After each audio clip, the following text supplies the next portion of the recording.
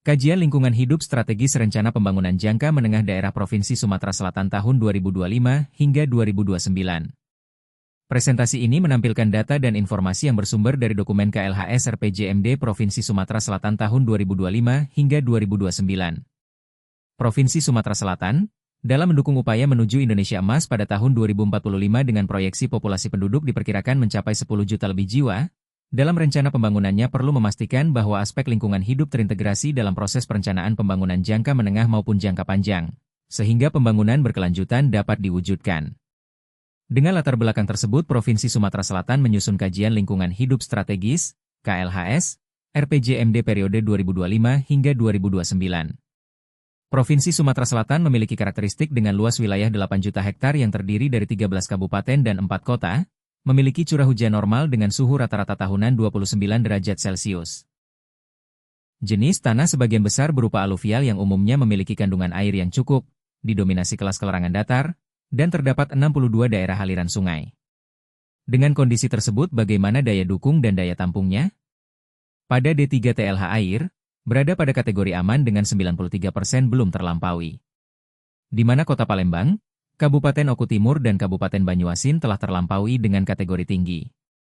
Selanjutnya untuk jasa ekosistem pengatur air didominasi kelas sedang sebesar 58% menyebar di seluruh wilayah dengan luasan tertinggi di Kabupaten Musi Banyuasin. Beralih ke jasa pengatur pemurnian air, didominasi kategori sedang sebesar 66%. Untuk jasa ekosistem penyedia air menunjukkan 51% dengan kategori rendah. Untuk indeks kinerja jasa lingkungan pengatur mitigasi bencana banjir dengan kategori sedang sebesar 62%.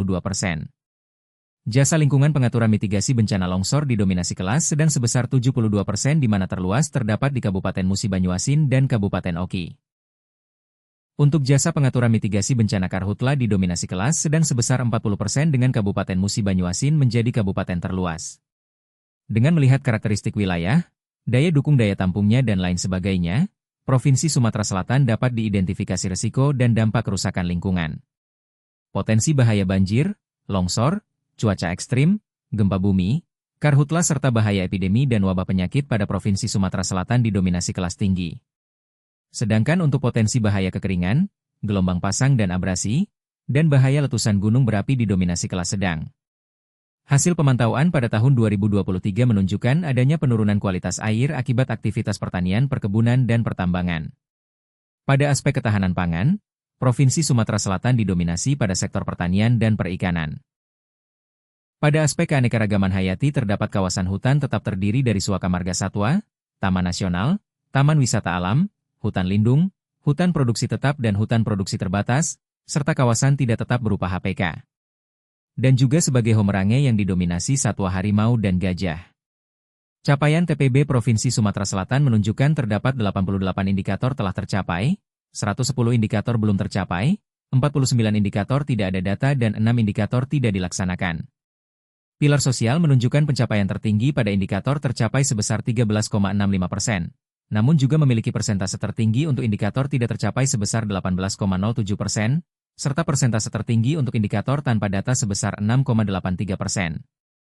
Berdasarkan metode long list isu dari isu strategis RPJPD, RPD, isu KLHS RT/RW dan isu masukan Pokja dan peserta konsultasi publik ditetapkan 9 isu strategis PB untuk KLHS RPJMD Provinsi Sumatera Selatan tahun 2025 hingga 2029 yaitu akselerasi pengentasan kemiskinan ekstrim dan stunting, pengembangan potensi ekonomi daerah yang belum optimal, kerentanan ketahanan pangan, tata kelola perikanan, pesisir, dan pulau-pulau kecil, ancaman terhadap keanekaragaman hayati, alih fungsi lahan dan gambut, upaya mitigasi dan adaptasi perubahan iklim yang belum optimal, polusi dan kerusakan lingkungan, pengelolaan sumber daya air berkelanjutan yang belum optimal.